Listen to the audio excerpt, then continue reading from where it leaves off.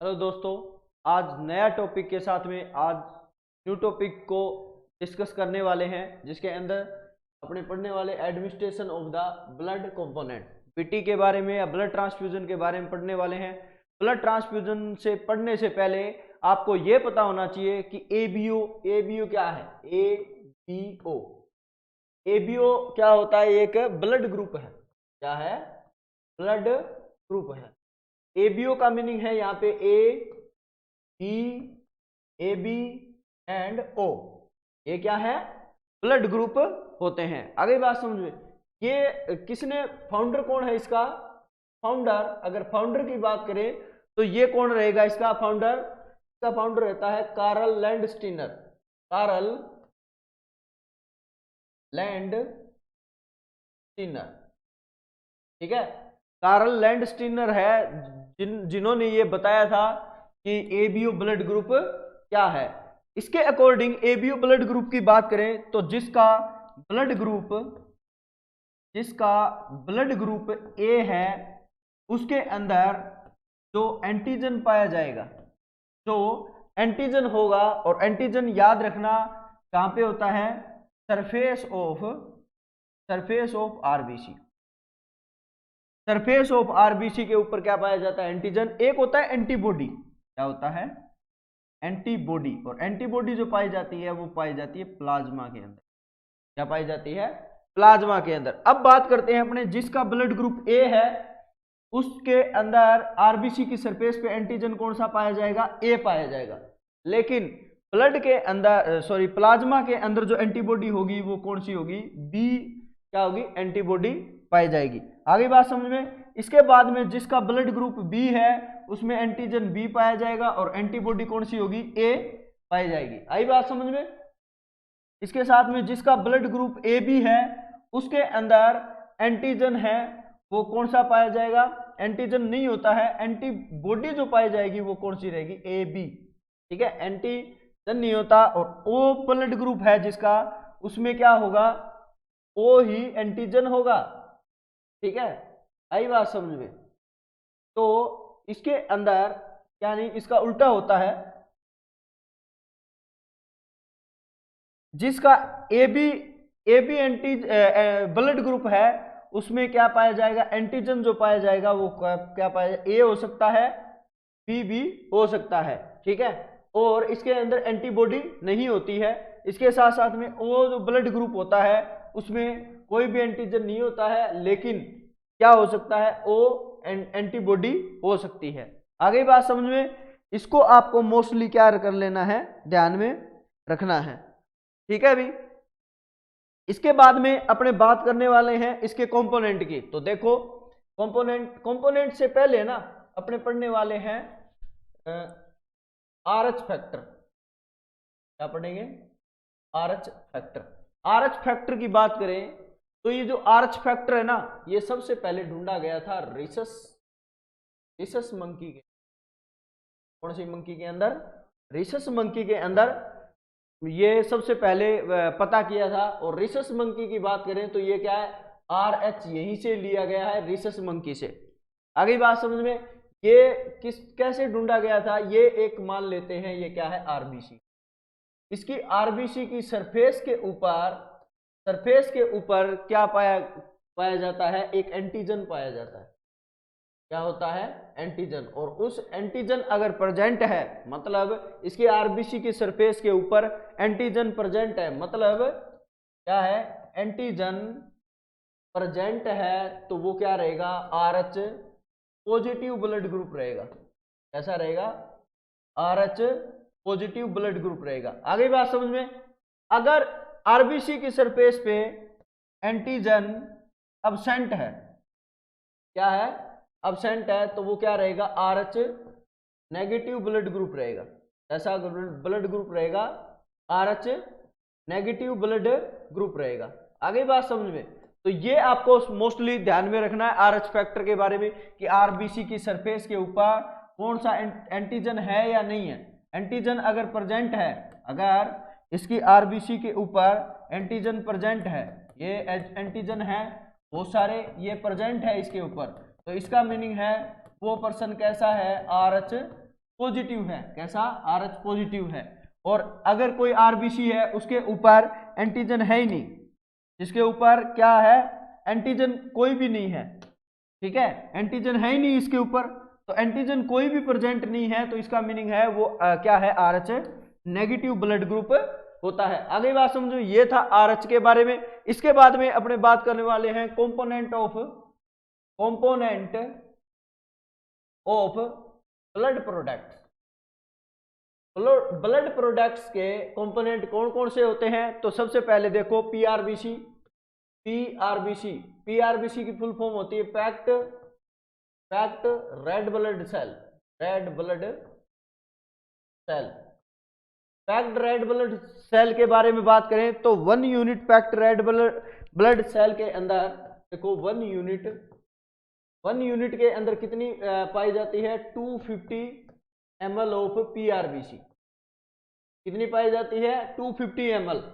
अगर इसके बात करें कि 1 यूनिट अगर किसी पर्सन को आरबीसी लगा दी है तो इसके लिए increase the HB 1 gram.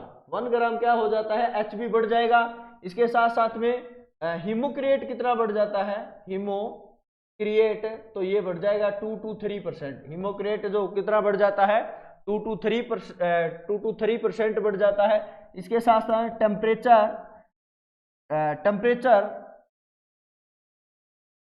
Temperature किसका? स्टोरेज का जो टेम्परेचर रहेगा 2 to 6 डिग्री सेल्सियस रहेगा। टाइम ऑफ ट्रांसफ्यूजन, कितने टाइम में इसको ट्रांसफ्यूजन कर देते हैं? तो 2 to 4 आवर। 2 to 4 आवर के अंदर आपको क्या करना पड़ेगा? इसको ट्रांसफ्यूजन करना पड़ेगा। इसके साथ साथ में अगर और बात करें तो इसके अंदर स्टोरेज टाइम ब्लड बैंक के अंदर स्टोरेज टाइम रहेगा, वो रहेगा 35 टू कितना रहेगा? 35 टू 42 डे, 35 से 42 दिन तक क्या रहेगा? इसका टाइमिंग रहता है नॉर्मली कि इतने टाइम में अपने पीआरबीसी को क्या कर सकते हैं? इसको स्टोरेज करके रख सकते हैं। आगे बात समझ में। इसके बाद में अपने बात करेंगे होल ब्लड के बारे में। होल ब्लड की बात करें तो इसके अंदर आरबीसी होगी, प्लेटलेट्स होती है और डब्ल्यूबीसी होती है, और साथ में क्या होता है? प्लाज्मा। मतलब होल ब्लड के अंदर आरबीसी, डब्ल्यूबीसी, प्लेटलेट्स और प्लाज्मा होता है। इसके अंदर 1 यूनिट के अंदर कितना पाया जाएगा? लगभग 300 to 350 ml whole blood. 1 unit के अंदर कितना पाया जाता है? 300 to 350 ml आरबीसी पाई जाती है। टेम्परेचर रहेगा तो कितना स्टोरेज टेम्परेचर जो रहेगा इसका वही सेम जो पीआरबीसी में रहता है 2 to 6 डिग्री सेल्सियस। टाइमिंग वही टाइम रहेगा ट्रांसफ्यूजन का जो टाइम रहेगा वो रहेगा कितना? 2 to 4 आवर। 2 to 4 आवर क्या रहेगा? ट्रांसफ्यूजन का टाइम रहेगा। इसके साथ साथ में और आपको किन बातों के बारे में ध्यान में रखना है? तो इसके साथ साथ में आपको बात ये भी ध्यान में रखनी है कि जो होल ब्लड होता है उसमें क्या होता है? 50 ml एंटीकोगुलेंट होता है। क्या रहता है? एंटीकोगुलेंट होता है 50 ml। और एंटीकोगुलेंट की बात करें तो इसके अंदर कौन सा एंटीकोगुलेंट होता है? Sodium citrate. कौन सा रहता है? सोडियम सिट्रेट होता है। सोडियम सिट्रेट एंटीकोगुलेंट होता है, मोस्ट कॉमनली यूज करने वाला 50 ml होता है। आगे बात समझ में। इसके बाद में अपने बात करने वाले प्लेटलेट्स के बारे में कि प्लेटलेट्स 1 यूनिट प्लेटलेट्स के अंदर कितने प्लेटलेट्स होती है? 50 to 70 ml। कितनी? 50 to 70 ml क्या होती है? ब्लड 1 यूनिट प्लेटलेट्स के अंदर होती है। इसके साथ साथ में इसको कितने टाइम में? ट्रांसफ्यूजन जो टाइम रहेगा वो रहेगा 30 to 40 मिनट। 30 to 40 मिनट के अंदर क्या कर देना है, 1 यूनिट इसको प्लेटलेट्स को क्या कर देते हैं, ट्रांसफ्यूज कर देते हैं। और इसके बाद में अगर अदर बात करें तो इसके अंदर मोस्टली इंडिकेशन पूछा जाता है कि कौन से किसमें अपने क्या करते हैं, ट्रांसफ्यूजन करते हैं। इंडिकेशन कि ऐसी कौन सी कंडीशन है जहां पे आपको प्लेटलेट्स है वो ट्रांसफ्यूज करनी पड़ रही है, तो इसके अंदर थ्रोम्बोसाइटोपिनिया, थ्रोम्बोसाइटोपिनिया में मोस्टली करते हैं, जिसमें प्लेटलेट्स डाउन चली जाए। प्लेटलेट्स का दूसरा नाम होता है थ्रोम्बोसाइट। थ्रोम्बोसाइटोपिनिया में क्या करते हैं, अपने ब्लड क्या करते हैं, 1 यूनिट आरबी प्लेटलेट्स क्या करते हैं, ट्रांसफ्यूज करते हैं। इसके साथ साथ में थ्रोम्बोसाइटोपिनिया की बात करें तो ये क्या होता है, डेंगू में क्या होती है, कम होती है। आगे बात समझ में। इसके बाद में अपने बात करेंगे कि नर्सिंग रिस्पॉन्सिबिलिटी क्या क्या रखेंगे। Nursing responsibility during blood transfusion, PT के दौरान या ब्लड ट्रांसफ्यूजन के दौरान आप नर्सिंग रिस्पॉन्सिबिलिटी किन किन बातों के बारे में ध्यान में रखोगे। तो सबसे पहले आपको याद रखना यूनिवर्सल डोनर। यूनिवर्सल डोनर होता है ओ नेगेटिव ब्लड ग्रुप, ऐसा blood group O negative blood group होता है, उसको क्या बोलेंगे, उसको बोलते हैं यूनिवर्सल डोनर। एक होता है यूनिवर्सल रिसिपिटेंट, ये होता है AB पॉजिटिव। AB पॉजिटिव जो होगा वो कौन सा होगा, यूनिवर्सल रिसिपिटेंट होगा। और यूनिवर्सल डोनर कौन सा होगा, यूनिवर्सल डोनर होता है O नेगेटिव। आगे बात समझ में। इसके साथ साथ में और क्या बात में ध्यान में रखना है, medication never administered in the blood bag के अंदर कोई भी मेडिसिन है वो एडमिनिस्टर्ड नहीं करनी है आपको।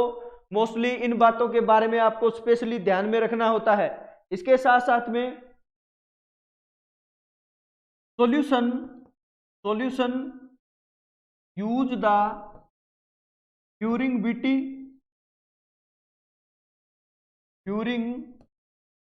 Blood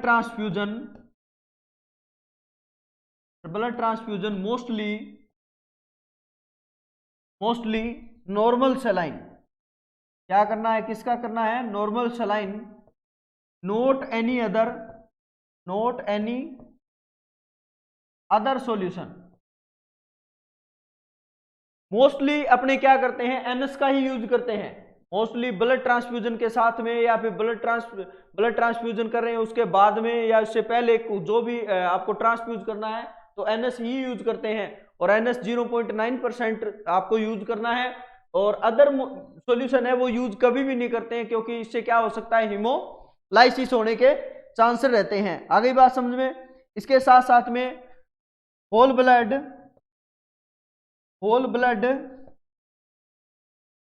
transfusion within 4 hours के अंदर आपको क्या करना है, ट्रांसफ्यूजन जो है उसको क्या करना है, कंप्लीट करना है। आगे बात समझ में। इसके बाद में always check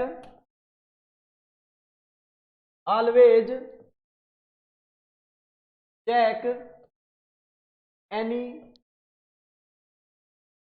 bubbles, leakage, clots,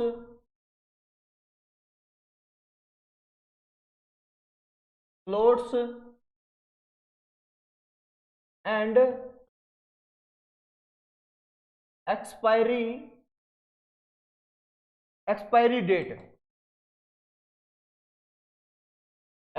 date of the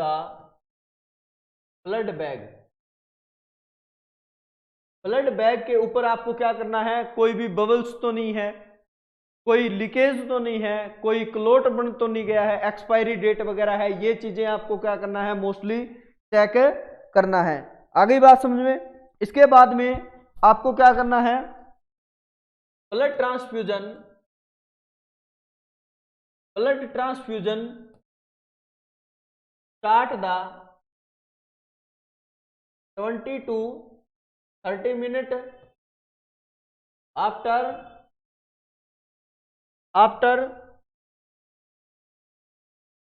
received from blood bank. Blood bank से लेके आने के बाद में 20 से 30 मिनट में आपको क्या कर देना है, उसको स्टार्ट कर देना है। आगे बात समझे, अगर आप बिजी हो वार्ड के अंदर तो आपको क्या करना है, 20 से 30 मिनट से आपको लगता है कि टाइम ज्यादा लगेगा मेरे को इसको लगाने में, तो आपको क्या करना है, वापस रिटर्न कर देना है। कहां पे रिटर्न करना है, ब्लड बैंक में क्या कर देना है, रिटर्न कर देना है। इसके साथ साथ में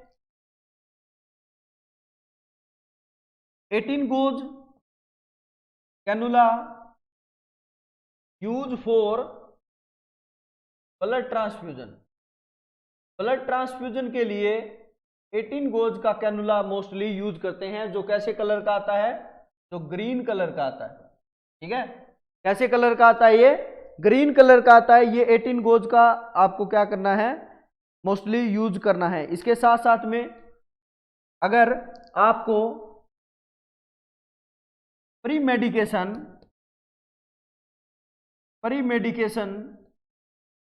use before PT oral 30 minute.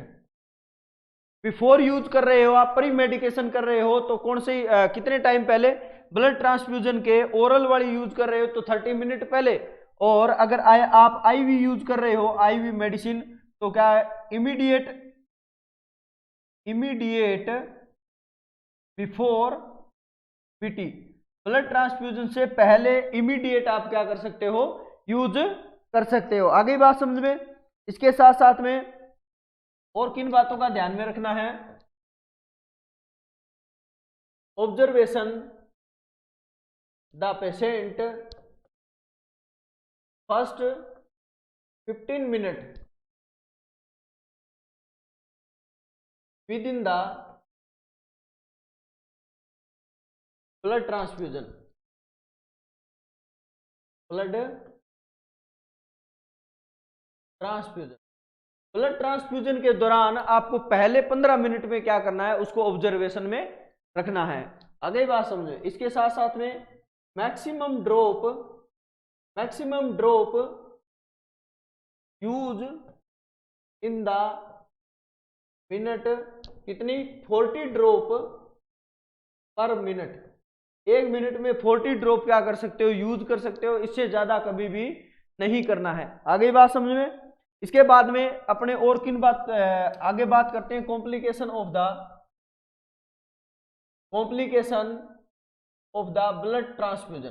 Blood transfusion के कॉम्प्लिकेशन क्या क्या हो सकते हैं। तो कॉम्प्लिकेशन की बात करें तो सबसे पहले क्या हो सकता है, एलर्जिक रिएक्शन। क्या हो सकता है, एलर्जिक रिएक्शन। आपने ब्लड ट्रांसफ्यूजन से पहले है वो ब्लड ग्रुप चेक नहीं किया है, या फिर ब्लड के आपने RH फैक्टर वगैरह है ये मतलब चेक नहीं किया है, तो इनकी वजह से आपने अदर एबीओ ब्लड ग्रुप का किसी अदर का ट्रांसफ्यूज कर दिया है, तो उसकी वजह से क्या होने के चांस रहते हैं, एलर्जिक रिएक्शन।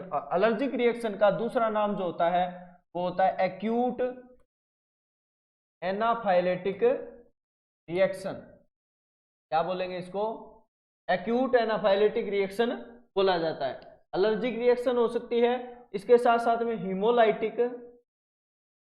हीमोलाइटिक रिएक्शन हो सकती है। इसके साथ में और क्या हो सकती है, फिब्राइल रिएक्शन।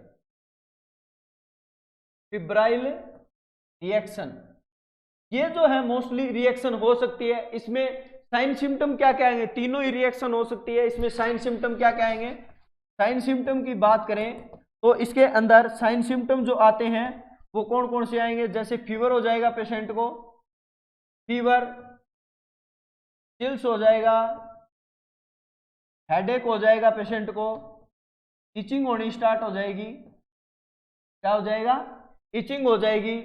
और क्या होगा, इचिंग के साथ साथ में रेडनेस हो जाएगा, हॉट फ्लैशेज हॉट फ्लैशेज या हॉट फ्लैश्ड का मीनिंग है फेस है वो बिल्कुल क्या हो जाएगा, रेड हो जाएगा। आगे ही बात समझे, हॉट फ्लैशेज हो जाएगा। और क्या होगा, पेशेंट को हाइपोटेंशन, टेकीकार्डिया, क्या होगा, टेकीकार्डिया, टेकीपनिया, टेकीपनिया होगा।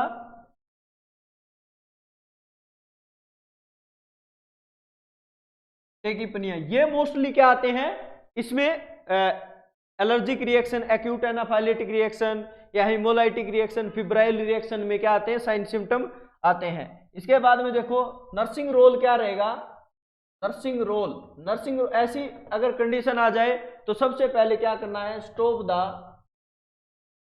The transfusion.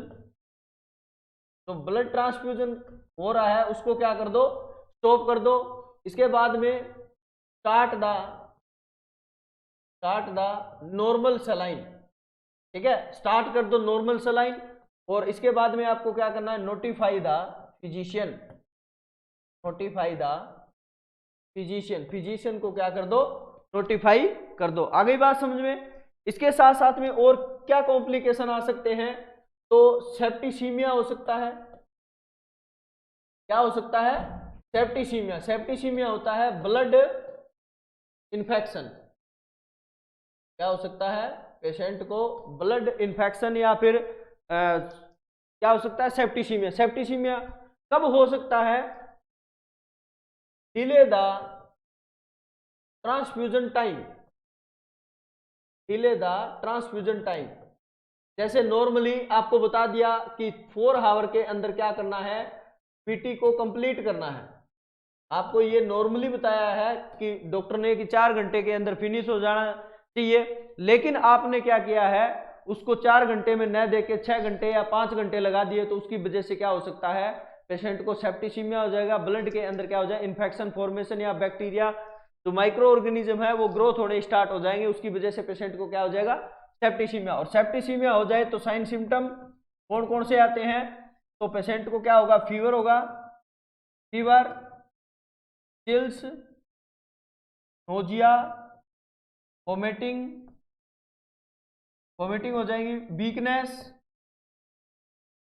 ये क्या आते हैं, मोस्टली साइन आते हैं। इसमें आपको क्या करना है, इसमें nursing role, obtain the blood sample को क्या कर लो, ऑब्टेन कर लो। इसके बाद में ट्रांसफर टू द लेबोरेटरी में क्या कर दो, उसको ट्रांसफर कर दो। इसके बाद में आपको क्या करना है, नोटिफाई फिजिशियन, जो भी डॉक्टर है या हेल्थ केयर प्रोवाइडर है उसको क्या कर दो, नोटिफाई कर दो। आगे बात समझ में। और क्या होने के चांस रहते हैं, इसके बाद में कॉम्प्लिकेशन देखो और क्या होने के चांस रहते हैं, जैसे आयरन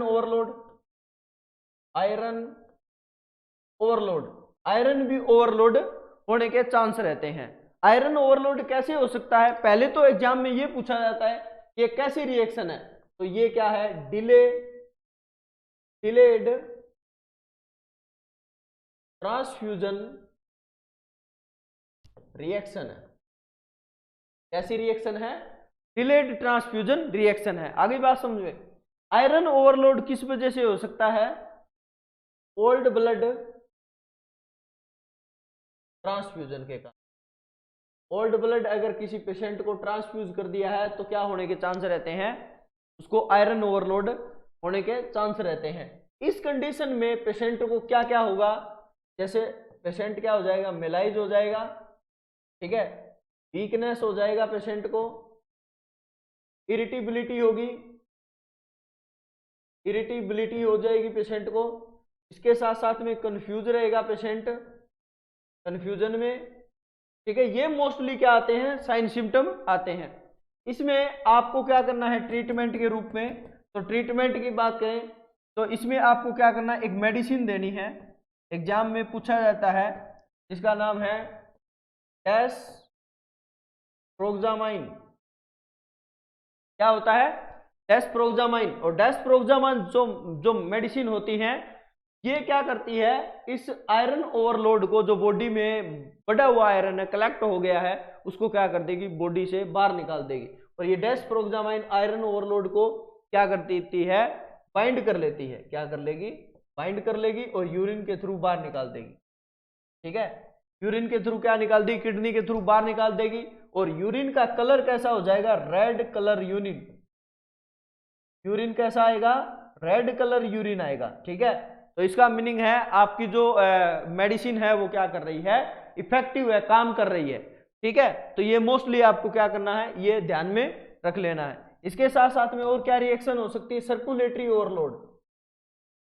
क्या हो सकता है, सर्कुलेटरी ओवरलोड होने के चांस रहते हैं। और सर्कुलेटरी ओवरलोड हो जाए तो पर्सन को, सर्कुलेटरी ओवरलोड क्यों हो सकता है कि टाइम से पहले आपने क्या कर दिया है, जैसे 4 आवर के लिए आपको बोला गया कि इसको ट्रांसफ्यूज करना है, आपने क्या किया, उसको 2 घंटे में या फिर 3 आवर्स के अंदर उसको क्या कर दिया, ट्रांसफ्यूज कर दिया है। या फिर आपने जो जो ड्रॉप फैक्टर है या ड्रॉप है वो फास्ट कर दिया है, तो उसकी वजह से क्या होने के चांस रहते हैं, की वजह से सर्कुलेटरी ओवरलोड होने के चांस रहते हैं। इसमें साइन सिम्टम की बात करते हैं, क्या क्या होने के चांस रहते हैं, तो हाइपरटेंशन हो जाएगा पेशेंट को,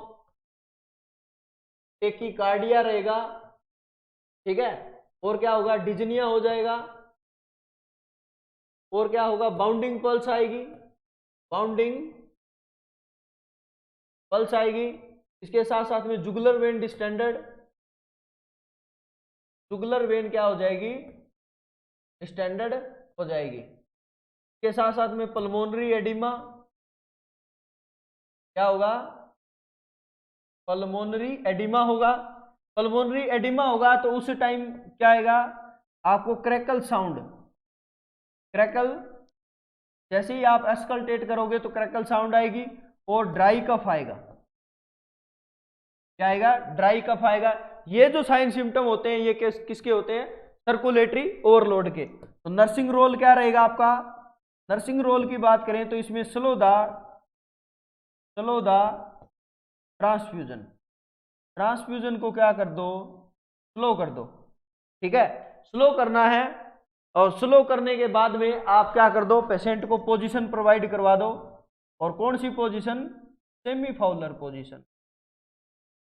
कौन सी position, semi Fowler position provide करवा दो पेशेंट को, जिससे क्या है, रेस्पिरेशन अच्छी तरह से ले पाए। आ गई बात समझ में। तो ये आपको मोस्टली कॉम्प्लिकेशन है वो ध्यान में रखने हैं। आगे देखो इलेक्ट्रोलाइट, अगले कॉम्प्लिकेशन, इलेक्ट्रोलाइट क्या हो सकता है, इम्बैलेंस हो सकता है। इलेक्ट्रोलाइट इम्बैलेंस होने के चांस रहते हैं। इलेक्ट्रोलाइट इम्बैलेंस की बात करें तो सबसे पहले जो होगा वो होगा हाइपोकैल्सीमिया। क्या होगा, हाइपोकैल्सीमिया। और हाइपोकैल्सीमिया जो होगा वो कैसे होगा, तो मैंने आपको ब्लड ट्रांसफ्यूजन टाइम, ब्लड जब कलेक्ट करते हैं, डोनेट करते हैं, उस टाइम मैंने बताया था कि एक एंटीकोगुलेंट होता है। कौन सा, एंटीकोगुलेंट। और एंटीकोगुलेंट कौन सा होता है, सोडियम, सोडियम सिट्रेट। आगे बात समझ में, सोडियम सिट्रेट जैसे ही बॉडी के अंदर जाएगा तो बॉडी में क्या करवा देता है, ये सोडियम सिट्रेट, ये जाते ही टूट जाएगा। किसमें, सोडियम में। और सिट्रेट में क्या हो जाएगा, बॉडी के अंदर जाते ही टूट जाएगा।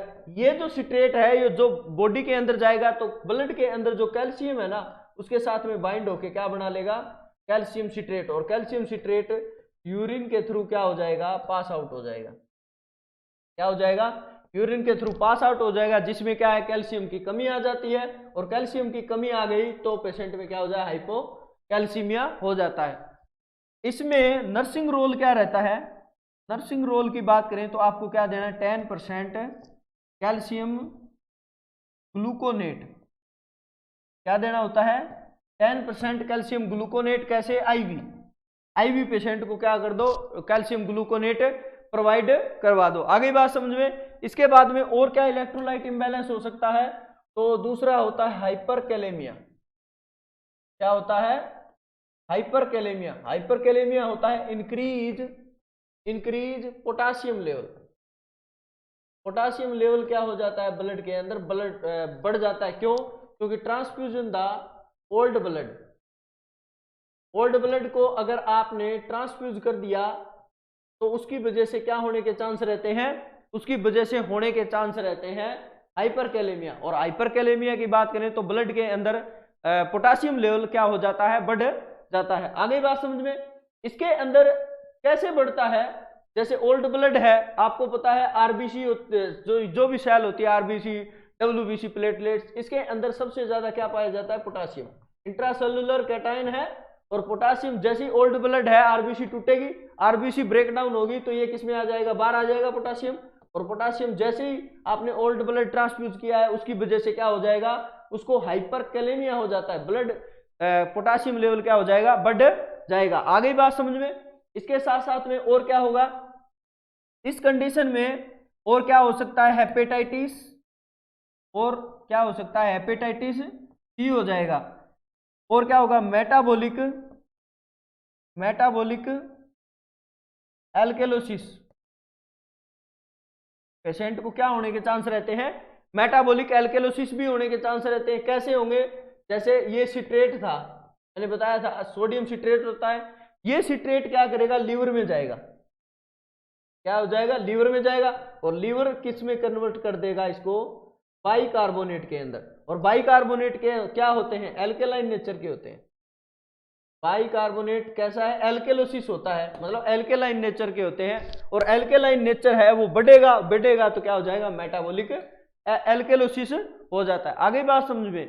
तो ये मोस्टली क्या आते हैं, बहुत सारे कॉम्प्लिकेशन आते हैं, यहाँ से क्वेश्चन पूछे जाते हैं। हेपेटाइटिस सी के बारे में पूछा है, आफ्टर ब्लड ट्रांसफ्यूजन कौन सा हेपेटाइटिस होता है, तो कौन सा होता है, हेपेटाइटिस सी होता है। आगे बात समझ, इलेक्ट्रोलाइट इम्बैलेंस कौन सा होता है, हाइपोकैल्सीमिया होता है, हाइपरकैलेमिया होता है।